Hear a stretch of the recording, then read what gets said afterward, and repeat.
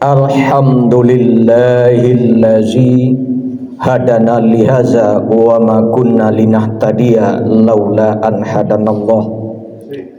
Ashhadu an la ilaha illallah wahdahu la syarikalah wa ashhadu anna Muhammadan abduhu wa rasuluh sallallahu alaihi wasallam la nabiyya ba'dah.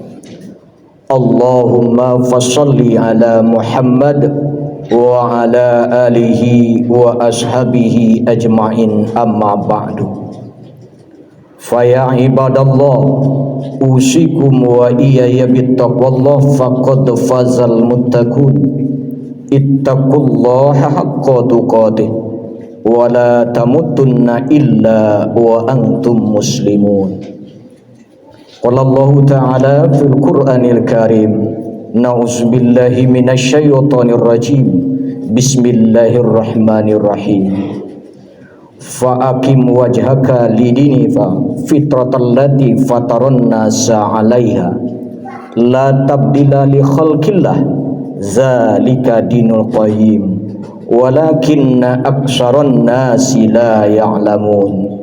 Shadaqallahul azim. Maka hadapkanlah wajahmu kepada agama Allah yang lurus, yang telah menciptakan manusia di atas fitrahnya. Tidak ada perubahan terhadap fitrah Allah itu. Itulah agama Allah yang lurus. Akan tetapi kebanyakan manusia tidak mengetahuinya. Maha benar Allah dengan segala firman-Nya. Surat Ar-Rum ayat yang ke-30.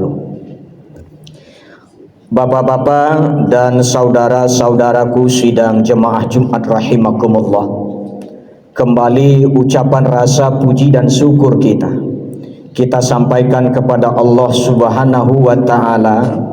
Alhamdulillah, sampai hari yang ke-12 di bulan Syawal 1446 Hijriah ini, Allah masih melimpahkan rahmat, nikmat dan karunia-Nya kepada kita, sehingga kita bisa berhadir di rumah Allah ini dalam rangka melaksanakan sebuah kewajiban buat kita, yakninya melaksanakan ibadah Jumat di rumah Allah yang sama-sama kita cintai ini.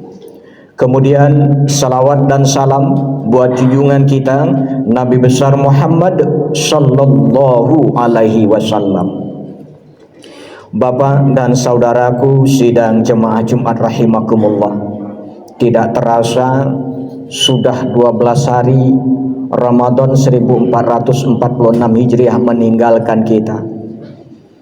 Berpisah dengan dia suatu yang sangat sedih, namun tentu saja sesuatu yang juga harus kita buktikan. Apakah Ramadan kemarin betul-betul telah memberikan efek dampak dalam hidup dan kehidupan kita? Apatah lagi Bapak dan saudaraku, Syawal adalah peningkatan. Artinya apa? Di bulan Syawal ini sesungguhnya setiap orang yang telah melewati Ramadan kemarin harusnya ada peningkatan dalam segala aspek kehidupannya. Bukan hanya mungkin dalam aspek ekonominya, bukan hanya dalam aspek duniawinya, namun dalam aspek ketaatan kepatuhannya kepada Allah Subhanahu wa Ta'ala harus dia tingkatkan di bulan Syawal ini. Kenapa Pak? Karena Ramadan kemarin adalah bulan latihan juga. Kita dilatih, dibina, digodok agar apa? Agar kita menjadi orang-orang yang kata Allah di dalam surat Al-Baqarah ayat 183 itu, la'allakum tattaqun, agar kita menjadi orang-orang yang bertakwa. Dan orang-orang yang bertakwa itu sesungguhnya yang akan membedakan kita antar satu sama yang lain. Allah tidak lihat Pak pangkat dan jabatan kita. Allah tidak lihat kedudukan kita. Allah tidak lihat berapa kekayaan kita. Tapi Allah lihat inna akramakum indallahi atqakum, kata Allah. Orang yang paling mulia di sisiku adalah orang-orang yang bertakwa di antara kamu. Kembali kita Bapak dan Saudaraku, pendidikan Ramadan kemarin mengajarkan kita untuk orang-orang yang menjadi taat kepada Allah, patuh kepada Allah. Apakah di Syawal ini kita buktikan kepatuhan dan ketaatan kita kepada Allah, atau semakin mundur kita? Kembali kita ke perangai-perangai kita sebelum Ramadan kemarin, Bapak. Lalu apa yang perlu kita tingkatkan? Apa yang perlu kita perlihatkan keberhasilan Ramadan kita saat ini? Ada 4 hal sekurang-kurangnya, Bapak, yang perlu kita tingkatkan, yang perlu kita buktikan saat ini. Apa itu, Bapak dan saudaraku? Pertama, bagaimana kita mampu meningkatkan kemampuan kita dalam senantiasa melaksanakan pembacaan ayat-ayat suci Al-Quran. Bukankah, Pak, ketika dahulu di bulan Ramadan kita selalu ingin mengkhatamkan Quran, minimal dalam 1 Ramadan kemarin kita alhamdulillah khatamkan Quran itu.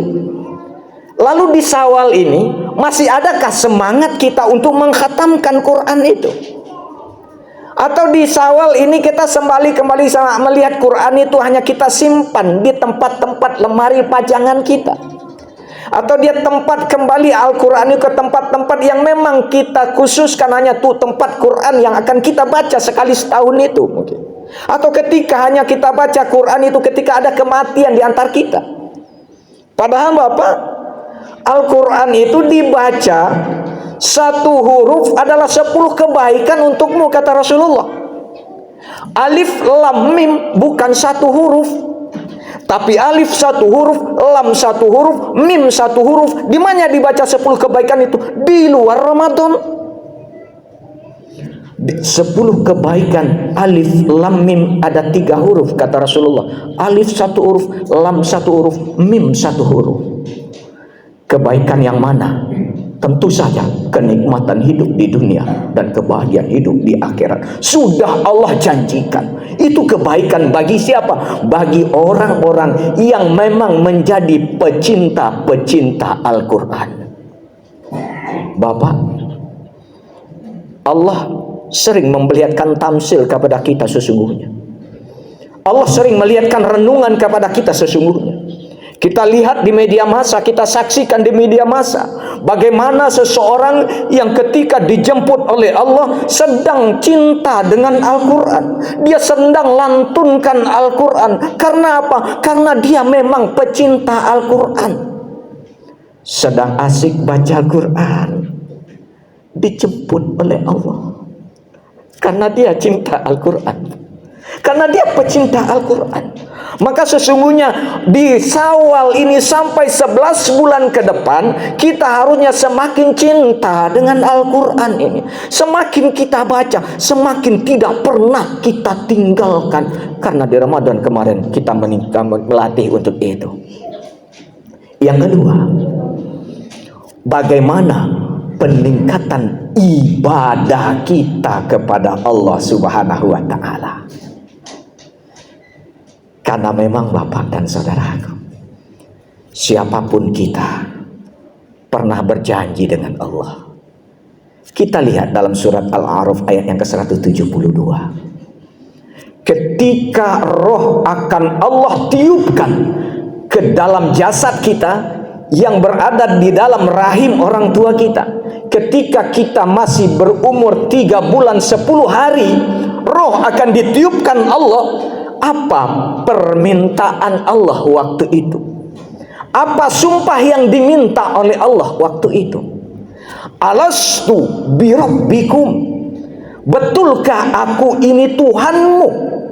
Qalu, siapapun kita, Bapak, menjawab, bala sahidna, betul ya Allah, aku ini adalah, engkau ini adalah Tuhanku ya Allah. Ini yang kita bawa fitrah itu sesungguhnya saat ini, Bapak. Kita ingin patuh dan taat kepada Allah. Kita ingin selalu dekat dengan Allah. Ramadan kemarin, mohon maaf, Pak, yang sunat saja kita mati-matian untuk menjaganya. Tarawih itu sunat, Pak. Tapi hujan lebat ke hari, badai ke hari, petirkah menyambar, kita akan tetap datangi penuhi panggilan Allah itu. Kita akan tetap sholat berjamaah tarawih di masjid kita ini. Lalu apatah sesudah kita keluar Ramadan, semangat untuk selalu ingin dekat dengan Khalik kita itu tetap kita pertahankan atau tidak, Pak? Atau semakin kita kembali jauh dengan Allah? Ramadan datang, kita taat. Syawal datang, kita jauh dari rumah Allah ini lagi. Kalau itu yang kita perlihatkan Bapak dan saudaraku, tentu saja keberhasilan Ramadan kita kemarin dipertanyakan, apakah memang kita sudah berhasil dengan itu? Bapak, apatah lagi ibadah sholat ini adalah merupakan suatu tiang agama, kata Rasulullah. Ketika kita beribadah tidak sholat, yang lain-lain kita kerjakan. Mungkin kita berzakat, mungkin kita berinfak, bersedekah, berpuasa, tapi sholat tidak pernah kita kerjakan, Bapak dan saudaraku. Allah tidak akan pernah melihat ibadah-ibadah kita yang lain itu sebelum sholat kita sempurna di mata Allah Subhanahu wa Ta'ala. Maka Bapak, peningkatan yang kedua adalah bagaimana peningkatan ketaatan kita kepada Khalik kita. Yang ketiga, bagaimana peningkatan kepedulian sosial kita kepada sesama kita. Karena sebuah kengerian, Pak, sebuah kegamangan, sebuah kekhawatiran sesungguhnya yang kita tanamkan dalam diri kita. Sebuah peringatan Allah di dalam surat Al-Ma'un. Ara'aital ladzi yukazzibu biddin fazalikal ladzi yad'ul yatim wa la yahuddu ala ta'atil miskin. Apa-apa, kata Allah, tahu nak kamu orang-orang yang mendustakan agamaku? Sholat kita dianggap sesuatu yang dusta. Puasa kita kemarin dianggap oleh Allah sesuatu hanya pencitraan diri. Baca Quran kita kemarin, khatam kita sampai 30 juz kemarin, hanya sebuah listrik yang keluar dari mulut kita. Karena apa? Tidak kita perlihatkan dalam bagaimana kesolehan sosial kita kepada sesama kita. Kita menjadi orang yang tidak peduli dengan anak-anak yatim. Kita menjadi orang-orang yang kembali membelakangi orang-orang miskin. Kita kembali orang-orang yang tidak mau peduli dengan saudara-saudara kita yang hidup di bawah garis kemiskinan. Kita mencari kembali dalil-dalil untuk membenarkan sikap kita, untuk tidak mau peduli kepada anak-anak yatim. Apa yang sering keluar dalil dari kita, Pak? Mohon maaf, kalau kita lihat perangai anak yatim ini, Pak, memang dalam hidup dan kehidupan sering akan kita temui, akan membuat sakit hati kita, akan membuat murka kita, akan membuat hati kita tidak senang kepada dia.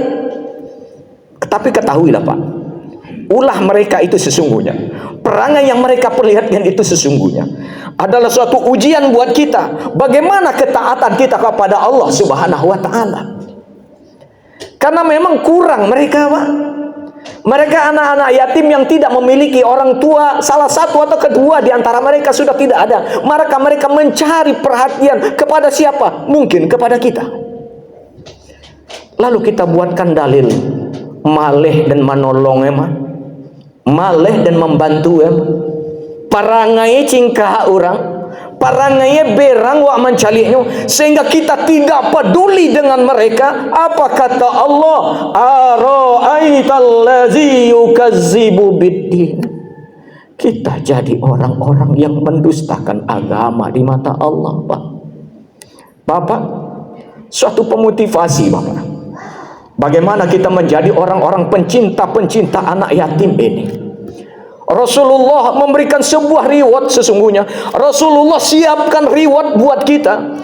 Rasulullah siapkan hadiah buat kita. Kita akan duduk dengan Rasulullah, dekat dengan Rasulullah nanti di surganya Allah. Kata Rasulullah, seperti antara jari telunjuk dan jari tengah. Dan Rasul cuma menjarakkan sedikit saja jari tengah dan jari telunjuknya ini, Bapak dan saudaraku.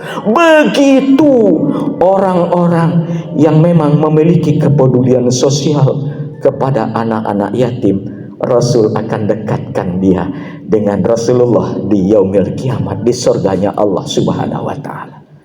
Lalu apa yang membuat kita harus membelakangi perintah Allah ini? Harus menjauhi anak-anak yatim, harus menghardik anak yatim, harus menjauhi dan tidak membantu dia. Padahal Rasul memberikan motivasi dan Allah pun memberikan ancaman kepada kita. Terakhir, Bapak dan saudara, peningkatan yang diharapkan di Ramadan, di bulan Syawal ini adalah bagaimana hubungan silaturahmi antar kita betul-betul kita benahi lagi. Karena apa kata Rasulullah? La yadkhulul jannah khati'ur rahim. Tidak akan pernah masuk surganya Allah, tidak akan pernah dia lihat surganya Allah, tidak akan pernah dia langkahkan kakinya sedikit pun kepada surganya Allah. Siapa dia? Orang-orang yang memutuskan hubungan silaturahmi. Bapak, di bulan Syawal ini sesungguhnya kita benahi kembali itu.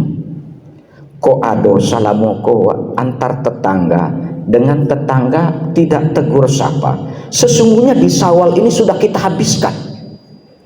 Kalau ada mungkin kita dengan saudara kandung kita, saudara sepersusuan kita, saudara sedarah daging dengan kita, mungkin karena beda pendapat, mungkin beda bagian warisan dan segala macam, sehingga kita tidak tegur sapa dengan dia. Maka saat ini harusnya kita tingkatkan itu kembali, Bapak dan saudaraku. Apa kata Allah di dalam surat An-Nisa ayat yang ke-36? Wa'budullah wa la tusyriku bihi syai'a wa bil walidaini ihsana wa bizil qurba wal yatama wal masakin wal jarizil qurba wal jarizil zunubi was sahibi bi jambi wa ibni sabil wa ma malakat aymanukum. Bapak, Allah rentet, Allah berikan suatu tuntunan kepada kita agar yang namanya hablum minallah dan hablum minan nas ini menjadi suatu prioritas dalam hidup dan kehidupan kita. Sembah Allah, jangan kau menyekutukannya dengan sesuatu apapun juga.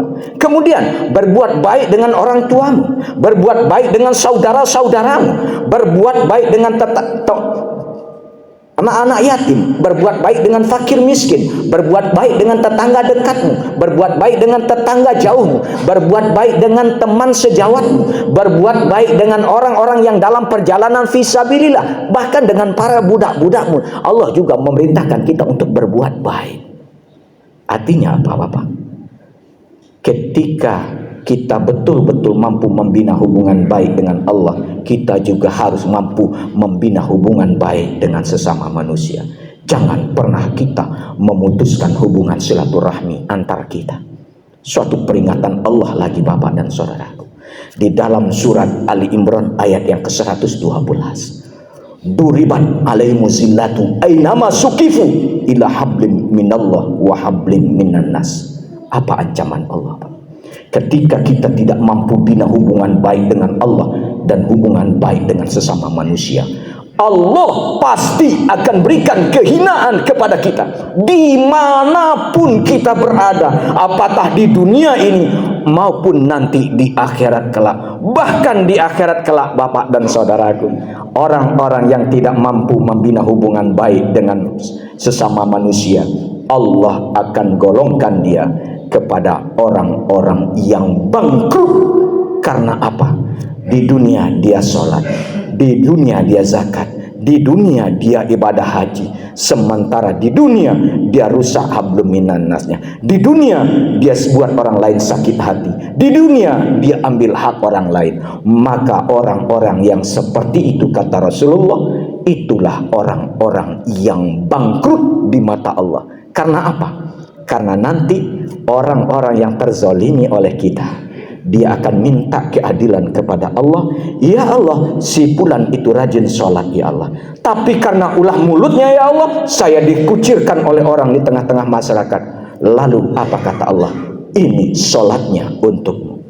Habis sholat masih ada yang terzolimi, zakat, habis zakat masih ada yang terzolimi, habis semua amal ibadahnya masih banyak orang yang terzolimi. Maka dosa-dosa orang yang terzolimi itu akan Allah berikan kepada kita.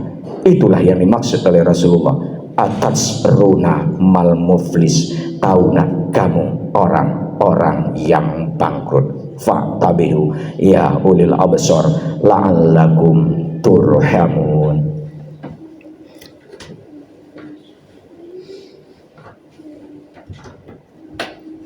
Alhamdulillah, alhamdulillahillazi hamdan katsiran kama amar. Asyhadu an la ilaha illallah wahdahu la syarikalah wa asyhadu anna Muhammadan abduhu wa rasuluh sallallahu alaihi wasallam la nabiyya ba'da. Allahumma fasholli ala Muhammad wa ala alihi wa ashabihi ajma'in, amma ba'du. Fa ya ibadallah, usikum wa iyaya bittaqullah faqad fazal muttaqun. Ittaqullaha haqqa tuqatih wa la tamutunna illa wa antum muslimun. Qala Allah Ta'ala fil Qur'anil Karim, na'udzubillahi minasyaitonir rajim. Bismillahirrahmanirrahim. Wal 'asr innal insana lafi khusr illal ladzina amanu wa amilus solihati wa tawassaw bil haqq wa tawassaw bis sabr. Bapak dan saudara, dalam surat ini Allah bersumpah demi masa demi waktu, banyak kita yang berada dalam keadaan merugi. Karena apa? Karena tidak mampu memanfaatkan kesempatan waktu yang Allah berikan kepada kita saat ini.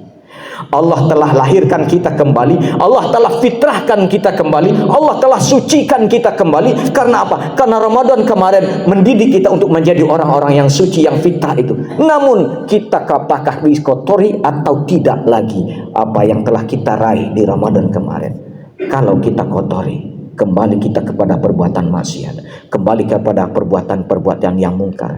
Lalu Bapak dan saudaraku, Ramadan mana lagi yang sesungguhnya kita tunggu untuk bisa merubah perilaku tingkah tanduk kita di dunia ini? Kita tidak ada jaminan, Pak. Ramadan 1447 Hijriah ke depan akan kita dapatkan kembali. Namun Bapak dan saudaraku, Ramadan 1446 Hijriah telah meninggalkan kita. Efek dan dampaknya apakah sudah berpengaruh dalam hidup dan kehidupan kita? Innallaha wa malaikatahu yushollu 'alan nabi ya ayyuhallazina amanu shollu 'alaihi wa sallimu taslima.